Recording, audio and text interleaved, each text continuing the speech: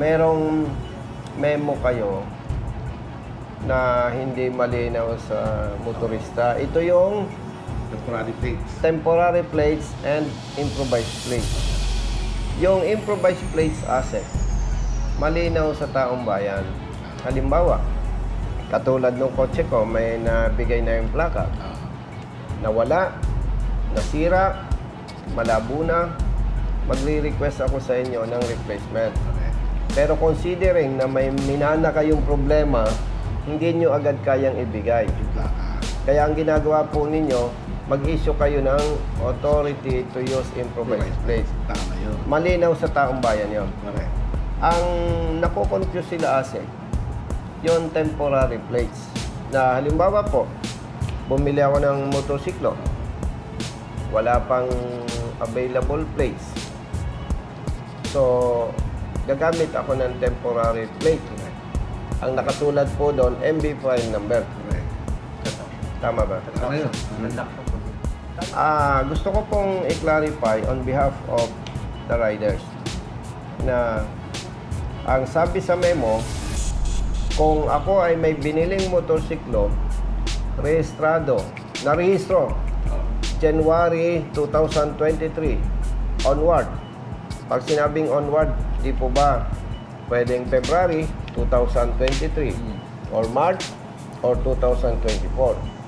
May nabanggit kayo doon, ASEC, na authorized lang ako gumamit ng MB file number within 15 days mula sa date ng sales invoice. Ibig po ba sabihin, doon sa initiatives ninyo, halimbawa, bumili ako ng motorsiklo ngayon, nabili ko, pag nag-comply ang dealer, within 15 days, dapat yung plaka dun sa may-ari na. oo. So, ibig sabihin, Director, pag bumili ako ng motorsiklo ngayon, mula doon sa date ng sales invoice, base sa performance ng LTO, pag nag-submit ang dealer para sa rehistro, within 15 days, may plaka ako dyan. Correct. Asek, ang totoo niyan, 2006 nag-start ako sa highway patrol. Pag may lumapit sa akin, mali ang huli. Kapareho din ito. Ang kaibahan lang ngayon, may video, may Facebook, may YouTube. Mas madali. Oo. Yung advocacy yan, mas madali. Yung tinuruan mo, hindi ko naman ng opisina yun eh, yung student driver siya, na naangkan yung likod niya, na pro. Sabi ko, correct! Manalo ka nagsasabing dapat pro eh. Sabi ko, natututo pa yung tao pag nakikinig. Kaya ang ginagawa ko, Asek, Correct. pag in-address ko, hindi ako nang boboljack. Objective lang. Nagle-lecture tayo. Natatakot na Matatakot talaga. Natatakot talaga yung mga bata. Natatakot na sila eh. Meron kaming malaking district conference operation. Apat na lahat halos ng district officer. Sino gusto nyo ibigay ko? Sabi ko, ang isang ibigay ko dyan si Congressman Busita. Sir! Hindi ko alam kung gigiti. Sabi ko, ano mo, whatever it's objectively lang, objectively lang. We are on our toes because of him. Diba? Parang self-correcting tayo. Hindi naman natin inaamin na parati tayong tama. Pero at least now, alam mo, diba? Asek, Director, in fairness sa personnel ng LTO, hindi ko sila bine-blame. Kasi kailan ba kayo pumwesto? Eh ito minana na nila eh. Kaya tama yung nakikita ko nga, we have to retrain. Ang nakita ko, Asek, kunwari si Director, matagal na sa LTO.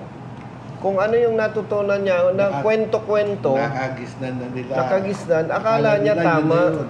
Wala, mali. Kasi walang nagko-correct. Correct. Lagi natin binabago po. Correct. Dami. Pero at least nandyan kayo. Dami. May correct. Si Asek kasi, abogado. Kaya at least, Then, tsaka, Pati si Director. kami natututo rin kami, hindi naman kami all-knowing. Minsan nakakalimutan rin na. Ang dami nating problema. Sarami na road transport. By the way, Asek, kaya ako ni-request yung presence mo ngayon. Mabuti, nakatsamba ako sa schedule mo. Hindi, sorry talaga kasi daming namin. Merong memo kayo na hindi malinaw sa motorista. Ito yung Temporary plates. temporary plates and improvised plates. Yung improvised plates asset, malinaw sa taong bayan.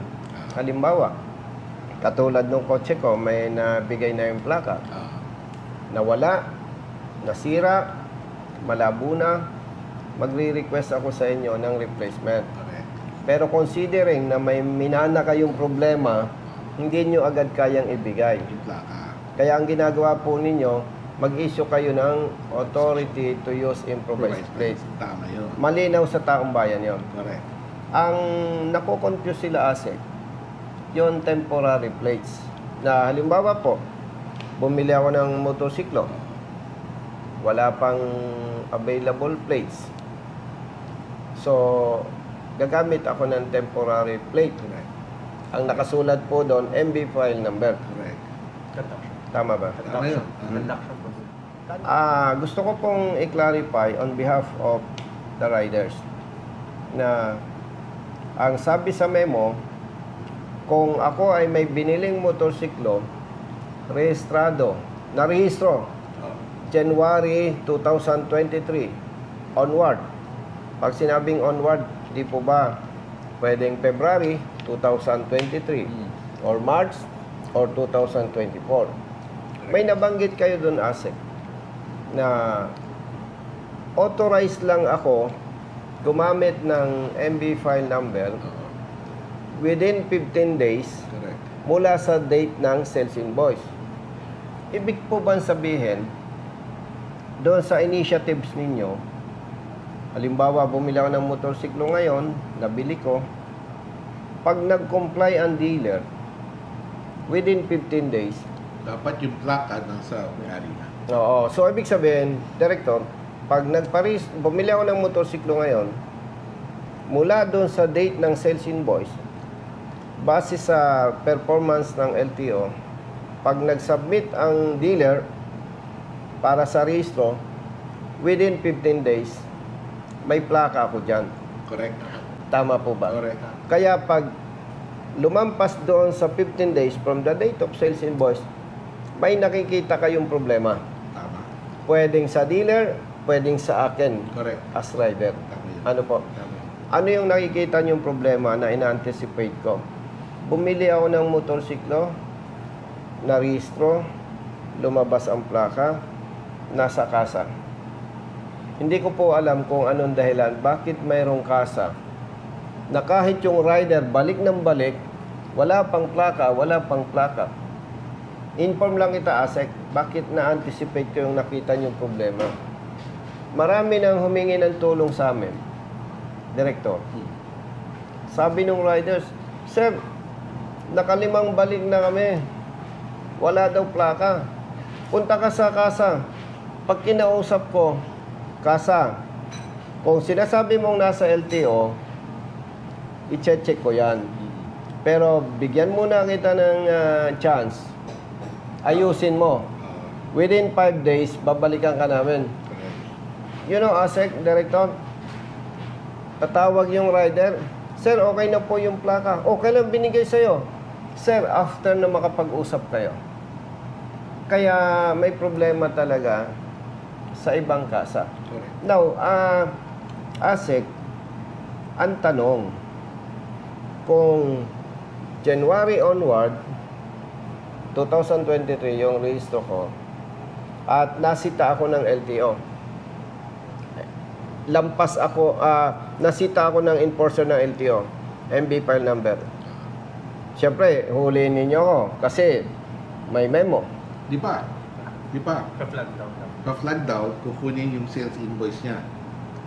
Kung kailan na... May tanong ako sa iyo, Asek, before you continue. Halimbawa po, 1 year na yung motorsiklo ko. Walang assurance, Asek, Director. na pag sinita mo ako, may present ko yung sales invoice. Doon tayo sa worst scenario. Sinita mo ako, sir, pwede po bang makita ang ORCR? Pag-check mo, ay sa limbawa ay March 2023. So, base doon sa inyong memo, kailangan ma-establish nyo. Nasaan ang problema? Correct. Hahanapan po ninyo ako ng sales invoice. Ay, hindi ko ma-present. Kung walang sales invoice, kahit ORCR, Okay, ORCR. pwede na yun. Tapos on that basis, hanapin namin yung plaka. Okay. Picturean. So, alam na namin siya, no? Picturean. Tapos, matitrack na namin yan kung sinong dealer. Okay. I-show cost namin si dealer kung bakit wala pa itong plaka. Pag napatunayan ni dealer na meron palang plaka at nabigay na niya dun sa motorista, Isa-show cause mo ko. show cost mo. Tapos, Paliwanag bakit hindi niya kinabigay. para ASEC, ma-establish kung walang plaka yung motorsiklo ko, samantalang sa system, may nagawa na kayo eh. Correct. Ang gusto nyo i-find out, yung bang dealer o yung rider ang may problema? Correct. Ang una naming approach, dealer. Dealer. Kasi experience namin, karamihan ng problema, dealer. Tama. So yun ang first. Pero pag napakita sa amin ng dealer na nabigay na niya yung plaka dun sa motorista, then show cost yung motorista. Mabuti na nabanggit mo yan na nakikita niyo yung problema talaga, usually sa dealers. Ako mismo po ang pumunta sa dealer eh. At tayo, hinukat namin lang, 6 ang plaka na doon pa sa Yun. bodega nila. So, Brother Matt, Yes, po. na mismo si ASEC nakapagpatunay at sa kanilang trabaho na maraming dealers nakatambak ang plaka doon. So, ang maganda dito, na malinawan ng mga kapatid nating motorista, particular sa riders, ang target nyo muna, dealers. Correct. So, ASEC, pag napatunayan po ninyo na ang plaka nakabinbin sa dealer, mayroon kayong sanction na ibibigay? Oo. Unang fine, ba? Pero una, kailangan ibigay na niya yung plaka doon sa motorista. Kailangan may proof of delivery yan. Kung di na bibigay yan, panibagong fine na naman yan. So, ibig sabihin, Fine ASEC, up to suspension. Ha? ASEC, ibig sabihin po, doon sa first offense, sa parte ng dealer, hindi nyo muna bibigyan ng sanction. Well, sanction ka agad. Sanction na agad. Oo. Notice to explain agad. Notice Notice to explain, to tapos explain. fine na kaagad. Kung talagang hindi niya binigay at hindi ba niyang pinaalam sa motorista, fine na kaagad yung dealer. Fine or... Fine. Di ba? First offense, First fine. offense, fine. Second offense, fine. Third offense, fine with suspension. Fourth offense, revocation of accreditation. Yes. At, syempre, may jurisdiction kayo sa mga dealers. Tama ba? Meron silang accreditation eh, ano? Opo. Ang problema nga namin, kung nakitulong nga dito ng ginagawa niyo, meron tayo mga 34 motorcycle dealers sa Batangas na wala accreditation. So, ang ginagawa namin yun, cease and desist na yan. Sa tulong ng local government, ila-lock up na yung establishment. By the way, ASEC, pareho naman kayong abogado. Sa ngalan ng public service, pwede ba ninyong i-publish yun na itong mga dealers na ito, Ipapublish namin. yan ay bogus? We will publish that. We will publish it in the local newspaper. Kung saan popular yung diary yung sa Batangas, sa Batangas. Para mag-serve as warning sa Opo, mga opo. dealers. Kasi ang Sa hirap mga eh. riders. Kung hindi sila accredited, ibig sabihin ginagamit nila, hindi mapupunta yung plakas na may ginagamit silang accredited dealer. Siguro ako, dealer talaga ako, accredited ako sa LTO, para dumami yung aking tindahan. Diba? Na hindi na dumadaan sa LTO. Kunwari, hindi mo naman kaya, Oo. nag-establish ako ng akin, Franchising mo yan. nakakabit lang ako sa'yo. Nakakabit. That's correct. I see. Nangyayari yan sa motorsiklo, karamihan, nangyayari sa kotse. May kotse. So, ASEC, ibig sabihin pala, paglilinaw sa mga riders, pag na-plug down, na-check, MB file number nakalagay sa'yo, Opo. fair naman yung LTO. Aalamin nila kung nasaan yung problema. Kung nando sa dealer, do sa binilihan ng motorsiklo, or nasa rider. Halimbawa naman, ASEC, okay na tayo na napatunayan natin na yung dealer ang may problema. So, meron kayong sanction.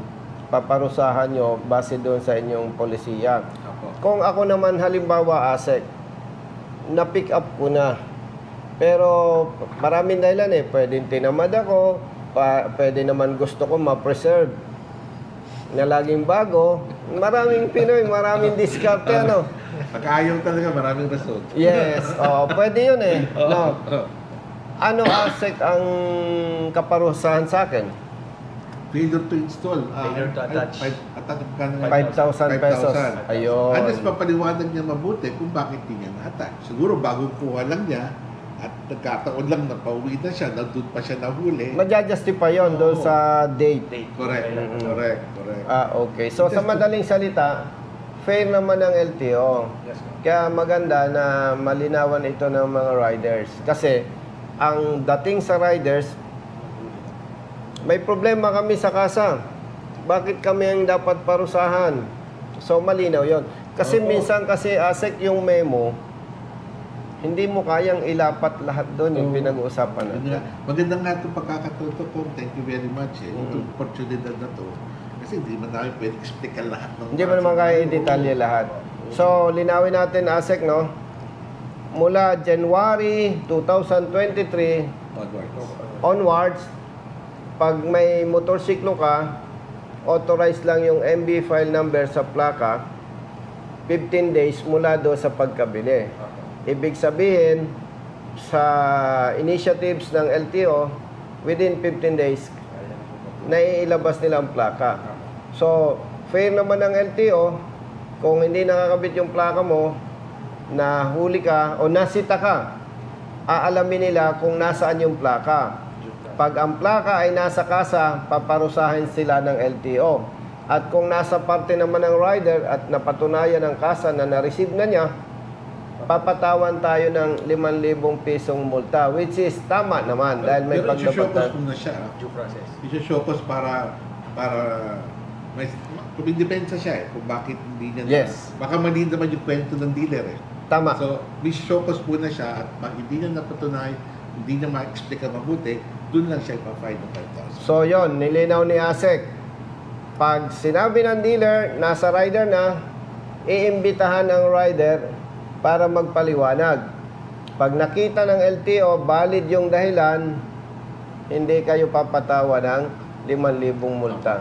So, sa madaling salita po, napakalinaw, hindi basta sila magpapataw ng parusa sa dealer, ganon din sa rider na mahuhuli na inaakala nilang may paglabag. Yun yung tinatawag po na due process. So, ibig sabihin, wala po tayong dapat ikatakot. Kakampi natin ang LTO chief at saka yung director. Kaya, walang dapat tayong ipangamba. Basta tama po tayo. Tama po yun. Ang dami ko nang nahinging pabor sa'yo. Ay, sus, ito malaking bagay sa amin ito ko. Napapaliwanag namin mabuti kasi hindi naman araw-araw na ganito. Yeah, tsaka ASEC. Marami mong follower at bagay sa amin yan. ASEC, kaya alam ko, busy ka. Kaya si director ang aking laging kinakausap muna. Hingi ako ng appointment sa'yo. Kasi araw-araw may tawag sa opisina patungkol dito. So, balikan ko naman ASEC. Yung December 2022, paatras, dahil hindi kayo si Superman, yung minana ninyong problema sa plaka, hindi ninyo kayang ibigay ng bultuhan o maramihan, allowed yung MB file number, temporary plate. Allowed pa. Allowed yun, ano? Allowed po yun. Oo, kasi nga naman, paglilinaw, sa parte ng LTO, yung minana nilang problema, hindi nila kayang ma-resolve ng bigla-bigla, kaya considerate sila na December 2022 paatras, kung talagang wala pang plaka, hindi kayo mahuhuli. Provided malinaw yung MB file number do sa temporary plate. Ano po? Opo. So, ayos. Kasi kung 12 million yung minana natin, na backlog sa motor sector. Ang hirap. 12 million. Nabawasan na ho natin ng 3 million after 1 year. Pero at least, after 1 year, 3 million ang nabawas. More or less, 3 million ang bawas natin. At hindi ito masyadong maramdaman ng motorista kasi nga, ang daming nakabinbin sa dealers. Alam ninyo yan. Yun ang problema. Kahit ilabas namin ng plaka, naiipit sa dealer. I see. Aminado naman ibang dealer na nasa kanila. So, pinakausap namin ng dealer talaga, bibigyan namin ng tally. At pag kayo nahuli, pasensyahan tayo. Ganito na lang, Asek. Siyempre, partners tayo. Pag may nagsumbong sa amin, katulad nung dati, at sabi nung rider, Sir, pabalik-balik kami, walang plaka. Tapos pag tinulungan namin, lalabas. Magre-report kami sa inyo para bigyan nyo ng sanction. Opo, ang laking bagay sa amin yan. Kasi yung aming hotline, hindi naman lahat nakaka-access ng hotline. Eh, mas magandang hotline natin, true yun na lang. Magandang site ka. Alam mo ba ang magandang... Maganda yan, sabihin nyo sa amin, kami na maghahanap ng plaka nila. At saka, by the way, for your information, Brother Matt, Brother Jerry, pag may nakikita akong barubal na motorista, katulad nung huli, nagkaroon ng argumento, Oo. nung palis na, intentionally, Oo. binangga yung rider. Yun, pag pinadala ko sa inyo, immediately may action kayo eh. Pas kagad tayo din. Shokos. Meron nga, yung nakapara lang siya dun sa daanan ng bicycle, the bike lane. Sinokos na rin namin. Oo. Kasi masyadong matapang eh. Siya na nga mali, siya pa nagagali. Ay, oo nga, no? Oo. Hindi, at least Opo, nakita opo. ko naman, mabilis kayong umaksyon. Hindi, maganda nga yun. May hotline po kayo. Meron po. Siguro, ganito ang pagkakaiba. Nung hotline ng LTO, may hotline kayo. Pag nagsumbong sa inyo, siyempre, di ba? Po. Ibig sabihin, nagsumbong, may problema. Oo. Sa amin, pag nagsumbong, may problema din.